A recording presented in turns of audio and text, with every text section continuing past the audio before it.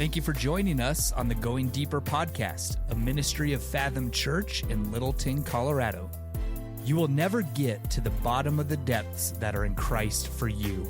And our hope with this podcast is that it will help you go deeper with God. So let's dive in to this episode of the Going Deeper podcast.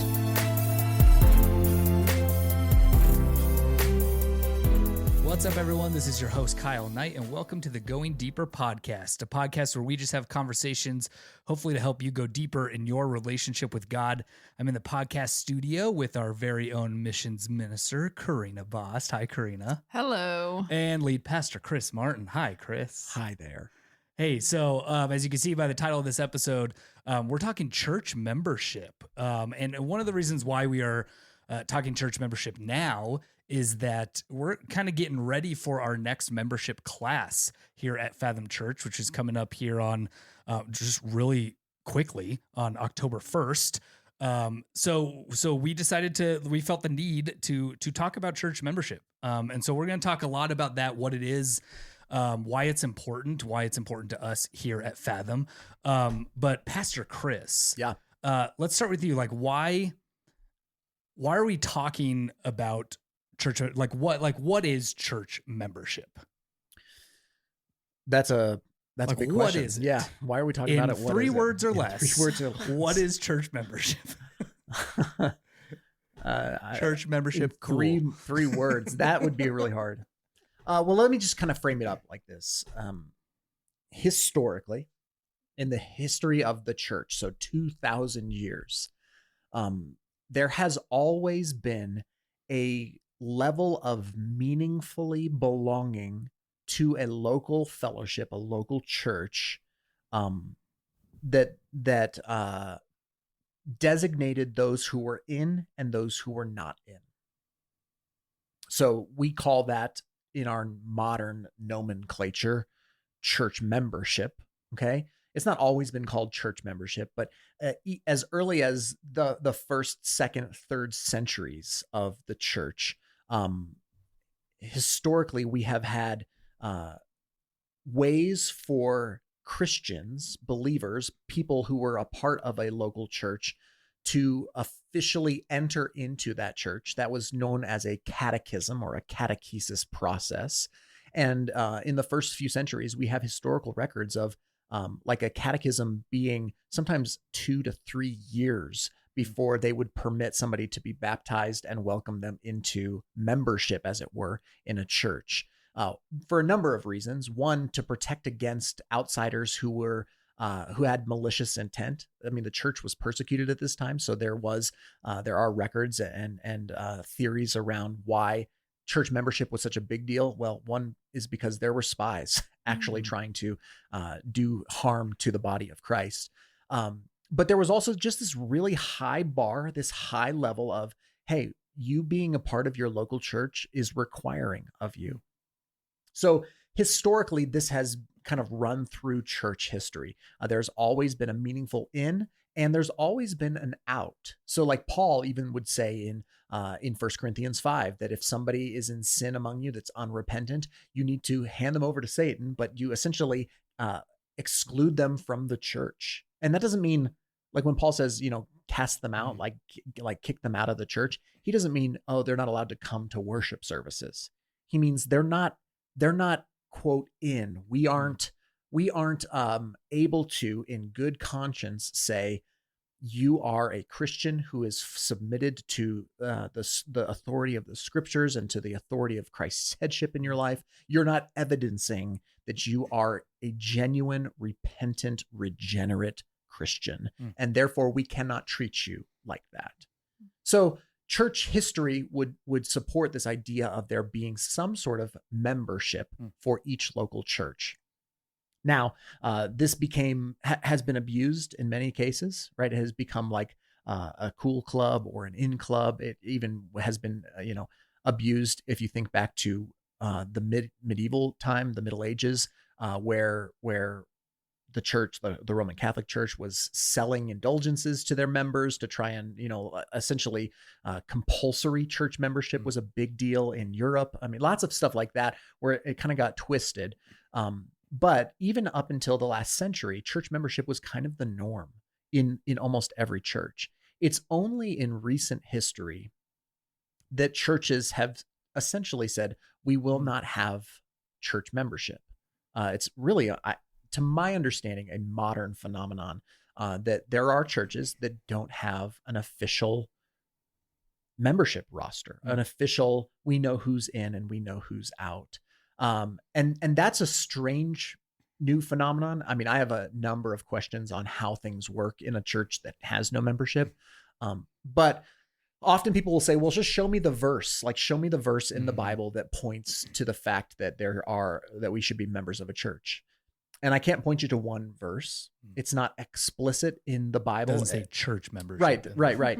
But it is implicit all throughout the scriptures, specifically the New Testament epistles, that a meaningful belonging and commitment to a local expression of the church was expected. I mean, in some ways, it could be likened to the doctrine of the Trinity. The Bible does not explicitly mention the doctrine of the Trinity. And yet all through the pages, you see Father, Son, and Holy Spirit, 3 in 1. And it was only centuries later that they actually defined the doctrine of the Trinity. And yet it's very evident in the scriptures. I would say the same is true for church membership. So when we talk about church membership, we say this is the innermost circle of people at the church, not who are elite or something, but those who have covenanted with one another, who have made a mutual commitment that they are going to be at this church. I mean, at some level, come hell or high water, right? That they are in, that they aren't going to leave this church for frivolous reasons, but they are going to treat this like family. This is going to be their primary place of serving and being served, loving and being loved, and the place for their family's primary discipleship. And so we would say that's what church members are and church membership is.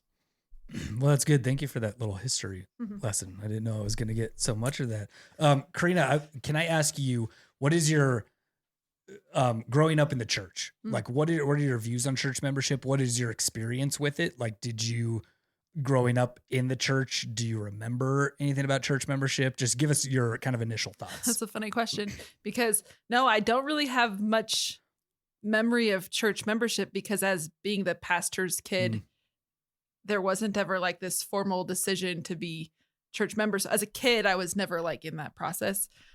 But I didn't know it was important. So when I was an adult, when we became adults, church membership was definitely a priority for Kevin and I when we were looking into any church. Yeah, that's kind of like me too growing up. My mom being on staff at the church, it was kind of like that too. Of like, they were just, you were like de facto like members. De facto members. But like being a kid, I always kind of saw it. And Chris, you kind of alluded to this, how this is what it's not. But I always kind of saw it as like this sort of like elite in crowd of like, oh, they've got like, when they say, well, we have a members vote. So members stick around, and my parents would be sticking around, but a lot of other people would be leaving. I'd be like, what is this? Like, my parents are like, they get to do this, but I mean, we weren't taught what church membership was or the importance of really church membership. Well, and the thing about church membership, it to an outsider, it's like, oh, I don't, that's elite. That's some elite crowd. That's the in crowd. How do you become, what a good old boys club? What do you get? Like your jacket with your crest and, like, just like some sort of weird, some sort of weird vibe from it. And yet when you start asking questions around church membership, you begin to say, oh, okay, I see. So for example, who gets to choose leaders in a church? Like for us, who gets to make the decision whether a man becomes an elder or not? Without a church membership, how do you, who makes that decision? Is it whoever's there on any given Sunday when there is a decision that needs to be made? Is it the lead pastor? I mean, is it like a dictatorship? I mean, there's a lot of churches that function that way. Whatever the lead guy says goes. I mean, we don't function like that, but we, I'll make that call if you want me to. Is it only the elders get to make the decision for who else gets to be an elder? I mean, that's that might feel a little bit more elite, right? That there's like a very small group of guys who get to make that call for the whole body. those things are, you start asking questions of membership and real practical questions. If you're in a church without a membership, who gets to decide who the next person to roll onto the board is? The other thing is in 1 Peter 5, and I know we're studying 1 Peter this fall, but in 1 Peter 5, there's this verse that says, and we're going to study this, but Paul is exhorting the elders, and he says, shepherd the flock of God that is among you. So he's writing to a specific church, and he says, shepherd your flock. Like, you shepherd your flock. To you, he says, I'm an elder, as a fellow elder. I'm exhorting the elders, you elders, shepherd the flock that's among you. So, here's a question. Who is the flock? Like, at Fathom Church, who, as an elder, so I'm an elder of this church. Kyle, you're an elder of this church. Who are we supposed to be shepherding? Who will we stand accountable? So Hebrews 13:17 says that we will each elder will stand account for how he shepherded, how he exercised oversight. How do I know who I'm in charge of, like, being held accountable to? Is it the person who comes on Christmas and Easter? Is it the person who visits once and then never comes back? Is it the person who only watches online? Is it the person who comes once a month? Is it the person who comes every single week but isn't a member? Or is it the person who's a member? Like, those are the questions you have to wrestle with. Who are the leaders actually accountable to God for discipling? And that's a difficult question to answer if you don't have a defined, this is the flock.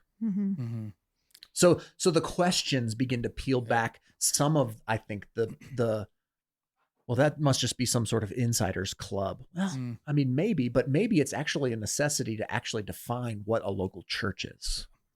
Well, and I was going to bring that up because I had on my notes, like, you know, when you're a member of something, you get benefits. Like, what are the benefits of being a member at a church, or at least at Fathom Church? And Chris, I think on one side of it, you mentioned it, the benefits for us as leadership is, and we say this during the membership class too, that, like, this helps us know, like, who's in, who's out, like who's committed and who's not so committed, so that we as elders, like, one of the benefits is we put a lot of care into our members. Like, we each have a list of members that we are continually, like, checking in with and seeing how they're doing and praying for them and meeting with them. So it's like, that's kind of sort of a benefit for us as leaders of knowing who's our flock, really. Like, that's one of those. Karina, I would ask you, if what's maybe some of the benefits of somebody becoming a member, like, of a church? Like, what's some of the good things about, like, hey, this is,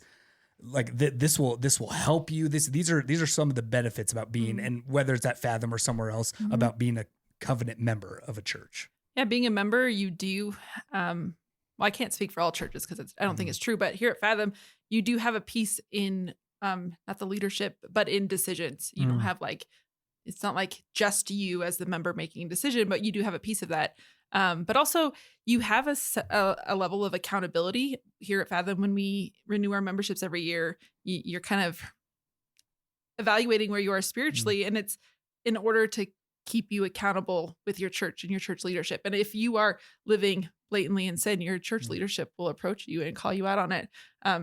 So it's not a fear piece, but it's just a piece to know, like, I'm committing my life to Christ, and walking in Christ, and this church is going to help me in that process. Just the community that you have, it's that flock. When you're in the flock, you know who the other flock members are. So you know who's going to be here at this church for the long run, like, who's committing to be here. So that way, you know who your people are. Yeah, there's like a safety piece to it at some level, where in membership you're saying, hey, I'm not bolting for frivolous reasons. And that's, I'm going to trust somebody with intimate details of my experience in life, in a more honest way, if I know that they're not going to run based upon what I say. Like, it becomes a safer. I mean, the reason why family is safe is because you can't unfamily. Yeah. And listen, I know that that's a flawed analogy too, because there are some families that aren't safe and there's breakups in families. But even in the most dysfunctional family, you can never not be family. You can change your name legally and you're still blood, right? And this is a different level, obviously. But the level of commitment that would say, hey, I'm gonna sign my name and make a covenant with other people, other Christians, to mutually hold one another in account for the standards of spiritual growth that we agree to. What you're saying is like, hey, we're deeper than we just happen to show up to the same building once a week to sing some songs and listen to a guy yell at us for 45 minutes. Like it's deeper than that. And it should be a safer place because of that. Now, listen, we're all broken. And so it's not always the case. We've all been hurt by churches, by other members. I mean, it is not perfect. And yet that's still not the reason not to do church membership. My next question is sort of, what would you say to those people who maybe have been a part of Fathom for a little bit or a while that would say that, they're already actively kind of participating in church. Maybe they're like in worship, they're here every Sunday. They're maybe part of a D group too, or they're serving. They're not yet members, but they kind of say, you know what, I'm already pretty committed. I'm doing all these other things. Why do I need, why should I become a member? Like, why should I decide to become a member? If I pretty much already, I've had people close to me who are like, yeah, I go to that church, that same church. We've been going for a while now. We've gotten plugged in. I just thought I was a member, right? Like I'm pretty sure. So what do we say to those people who are already think they're kind of committed, they're plugged in, and should they become a member? Should they not? They're kind of deciding like, why should I? What do you think, Rena? I think you have to honestly ask yourself the question, why am I not a church member? Because why you're not committing to church membership probably speaks a lot about the issue. What? Okay. Yes. I hadn't thought about it from that angle. So why do you, so let me follow up on that question. What are some reasons you think that people aren't becoming members? One reason might be, I am not a member because the minute things get hard, I can just leave. Oh yeah. Or the minute I decide I don't like the new worship leader, I can just leave. Right. Or, my kids aren't getting along in the kids ministry, I can just leave. So I think a lot of it has to do with just leaving. Some of it might be that you distrust the system, or that you've been part of churches where the leadership and membership was kind of abusive. I don't know. There's probably lots of reasons. Yeah. I mean, that's a really good question to ask. One that we should probably ask at the membership class, because I don't think we've ever asked that. But I think that's really smart, Karina, to do as much hard work on yourself as you would on the church itself. Is to say, okay, I'd like to know how this system works biblically. I'd like to know how this system works practically, all that. But then I'd also like to know what checks I have in my heart around it and why they are there. And if they are legitimate, voice them. And if they are not legitimate, explore them and say, okay, am I afraid to commit? Do I have like a FOMO that I don't want to overcommit in the chance that I might be able to find something better? Lots of really important questions there. The other piece, Kyle, back to your original question, and we talked about this before we recorded, but I sometimes liken the membership thing illustration wise to marriage, right? And because sometimes you'll hear the same argument, which is, well, we're already living together, like we have kids together, we even have shared bank accounts, like for all intents and purposes, we're married. So why would we even get married? Like what in God's eyes, quote, in God's eyes, we are married. Like we already are married. We just haven't made it official. And that's an argument that I hear sometimes from couples. And that's an argument that I'm sure many of us could understand. And I think that's somewhat analogous to church membership. The reality of the we're not married argument is kind of similar to what you were saying, Karina. There's nothing officially holding you there. Mm-hmm. There's nothing official, like, well, for all intents and purposes, we're married. No, for all intents and every intent and purpose is that you're not married. There's nothing in the state. There's nothing from your community. There's nothing from the Lord that is evidencing that you're married. Just because you are participating in activities that should be reserved for marriage does not mean that you are married. And just the same argument, I would say, just because you are participating in activities that members of a church should and do participate in does not mean that you're a member. And you don't get the benefits of membership in the same way. I mean, the elders are committed at Fathom to shepherding the members of the church. Does that mean we don't shepherd the non-members? No, we try to shepherd them, but our first and our best call is to the members of the church. And so we, like Kyle already mentioned, we have all of the members, we are breaking them out into groups. Every elder is over a certain group, a shepherding group. If a member strays, we're quick to follow up on that. If a member disappears for a while, we're quick to make the phone call. As the church grows, that's only going to become more important for us. That's a benefit. A benefit is that you can't slip through the cracks here if you're a member, or you shouldn't be able to. A benefit is that you do get a voice. You do get a say. I mean, we are a kind of congregation, or like a pseudo congregationalist model, which means that the members do vote on some stuff here at Fathom. And what that means is we want your input. We want your buy-in. We want your agreement on big issues. If we want to move our building, we want to move out of this space and find a new space, we require, per our bylaws, for the members to vote on that. Guess what? If you're not a member, you don't get a vote. You don't get a say. And I'm sorry, but that is reserved for those who have said, hey, we're in here. We are all in here. And so there are benefits that you don't receive if you're not a member. And yeah, you can serve in many places. You can't serve in all places. Can't be a D group leader if you're not a member, right?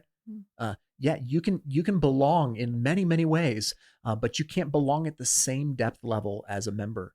You can be shepherded and cared for and discipled and all those things. Those are available to you if you are a committed person at this church. But the covenant members have a different, we just take it with a different weight. Just like you can play married, but you're not married until you're married. And you can play like you're a church person, but you're not really in until you're in. And I'm just not being convinced by the scriptures that there isn't an in and a defined out. So.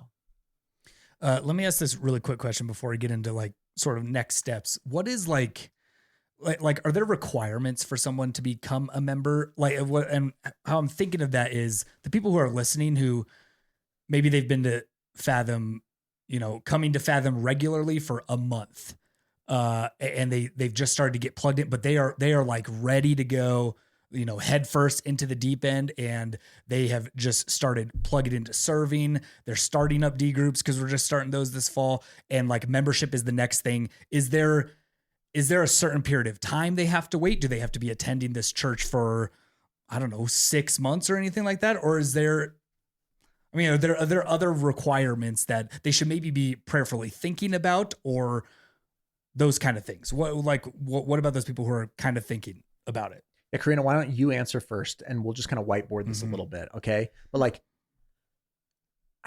what should a potential member be thinking about? I think this might be a little obvious, but you have to be a baptized believer. I don't think you can be a member of church if you're not a professing Christian. Yeah. So that's a big deal, right? Yeah. Big deal. You need to be a Christian and you need to be baptized. Yeah. Okay. Baptism is the first step of obedience for the Christian, that as a Christian, you go public with your faith by being baptized. So yeah, those things are absolutely necessary. If you're not baptized and you want to be, we can do that. We do that. That's what you should do. So don't let that hold you back. Yeah, maybe your first step is, I better get baptized. And we talk about that in membership class, but I think that's a huge point. And one that we don't want to overlook, because I've been a part of churches where it's very obvious that anybody can become a member. But no. Christians can be church members. Yeah. I'm not overly familiar with the Fathom process, so I don't know that you have to have been at Fathom for a certain amount of time. Well, we don't have an official thing, but let's just use common wisdom. If somebody was like, hey, how long should I have been at this church before I should start thinking about membership? I think long enough to know that you align theologically, long enough to know that you can see yourself plugging in and building community and supporting and being supported in the church. If you've only been here for 2 weeks, I don't know that you're going to be like, yeah, this is a place that I really can commit to. I mean, it's just like, you don't go on your first date. Most of the time you don't go on your first date and be like, we're getting married next week. So. Well, and sometimes that happens. Yeah. So that's also why we have intentionally not defined like, oh, you need to have been here for 6 months or something. Yeah. Because for some people, after 3 or 4 weeks, they might know. They might know. Or maybe they do a little bit more intensive research. Maybe they meet with a pastor or an elder. Maybe they do a lot more reading. Maybe they just kind of expedite the process.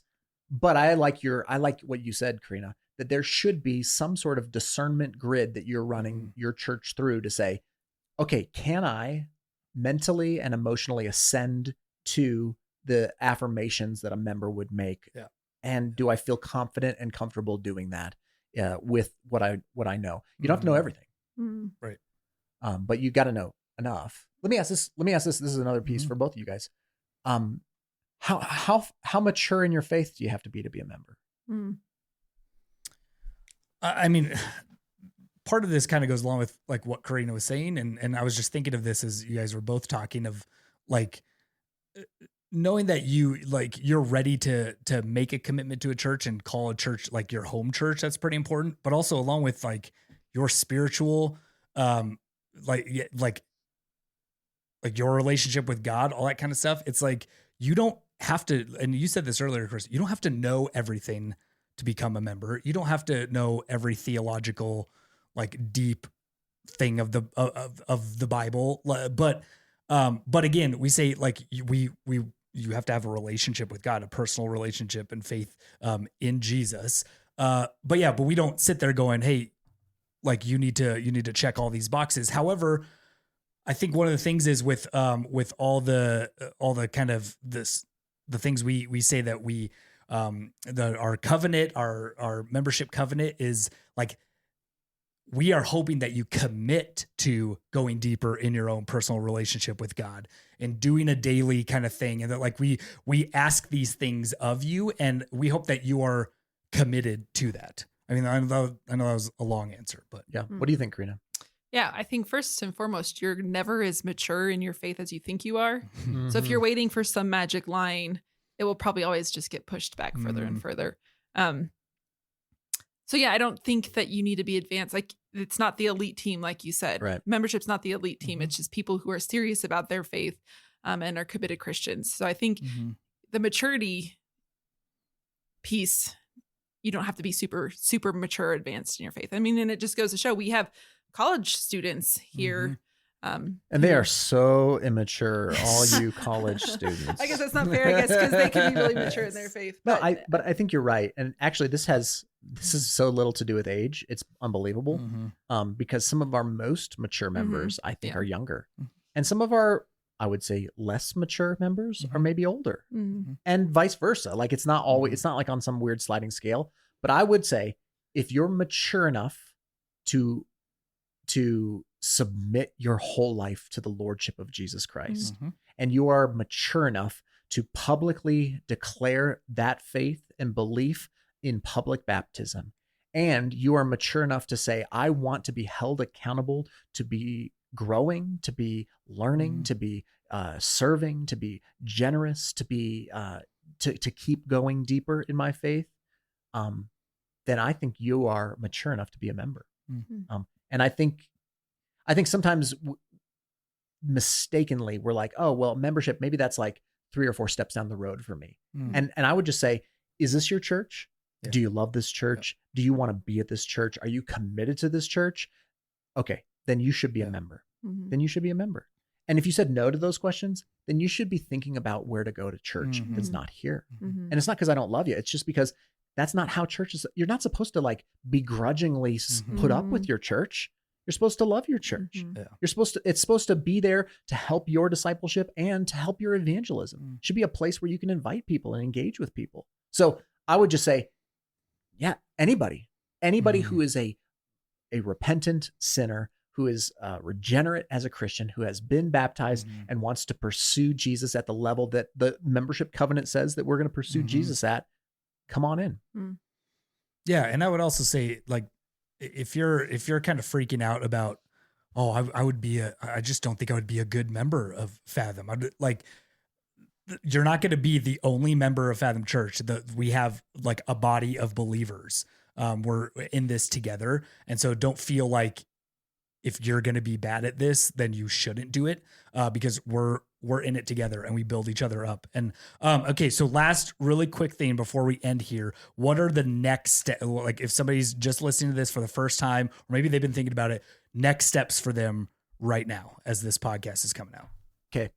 October 1st is membership class. That'll be right after second service. So like 12 o'clock. Lunch is provided. So you got to sign up for that at fathomchurch.org/members. I think it's all Or on info, the, I think is on there. It's too. on the everywhere. QR code. It's everywhere. It's everywhere. But first step is to come to the class. What do they what should they expect from the class? Yeah, the What class is is this the class is taught by the elders. So the whole elder team teaches this class. We'll go over some of the stuff that we just talked about. Why membership? What does it look like? How do you discern whether it's the right church for you? We'll also go over some of our more unique points of doctrine, just to help you make sure you're aware of who we are and what we really believe as a church. There's also a free ebook that we send you that you can read, which is essentially a bit more lengthy treatment of why church membership is important.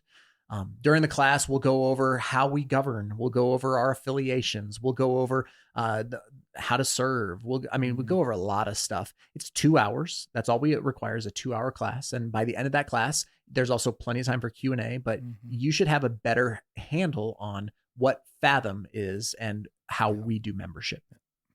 If you take that class and you feel like, hey, I want to pursue membership, that is not the end of your journey, because the step 2 after the class is that we have you sign up to do a member interview. A member interview is where you and your spouse, or just you by yourself, are interviewed by 2 elders, and those 2 elders will be asking you essentially 3 questions. One is your testimony. Tell us about your testimony, including in that your baptism, when you were baptized and how that went. The second question we'll ask you is, tell us about your church history, like your church background, where you came from. Have you been members at other places? Do you have unresolved baggage from previous church experience that we need to walk through with you? Those sorts of things. So we always like to say that at the membership class, you find out what kind of crazy you're walking into. And then in the membership interview, we find out what kind of crazy we're letting in. So those are the 2 steps. And then the third step, if everyone feels good after that membership interview, is you sign the membership covenant, which is the agreed upon. You'll see the membership covenant in the membership class and at the membership interview, but you sign that membership covenant, officially making you a member, and then we install you on what we call Membership Sunday, where we pray you into the congregation. And then one thing we do that's a little unique is our membership lasts for 1 year. So from October till October, you are a member. And then in every October, every single member does what we call covenant renewal, where the members take a survey. They, like Karina already mentioned, they kind of gauge where they're at spiritually, they gauge where the church is at spiritually, and they decide to either reaffirm their commitment as a member of the church, or they roll off of the covenant membership for that calendar year. So we do this every October and every March, and those are the next steps. I mean, it's really as easy as signing up and coming and seeing. You don't have to be a member by coming to the membership class, or by even being a member, having a membership interview. There's safeguards and outs all along the process, but it would certainly be worth your time to at least come to the membership class. And we already have I think 5 or 6 people signed up for that class, even though we haven't started promoting it until now. So feel free to sign up for that class. Yeah, and after all that, then you get your members only jacket. Then you get the crest. You learn the secret handshake. You get it tattooed on yourself. Oh boy, the members only neck tat. That's Gary Shear is going to model that next week. So. Oh, that would be amazing. Well, thank you both for chatting about church membership. Hey, we hope if you're listening to this and you have not taken that next to become a church member, that you'll really prayerfully consider that and hopefully sign up for the class. Again, like Chris said, sign up for the class doesn't mean you're going, like you are all in going to become a member, but join us at the class. We'd love to tell you more about it. So thank you guys. Thank you, church, for listening, and we'll catch you next time.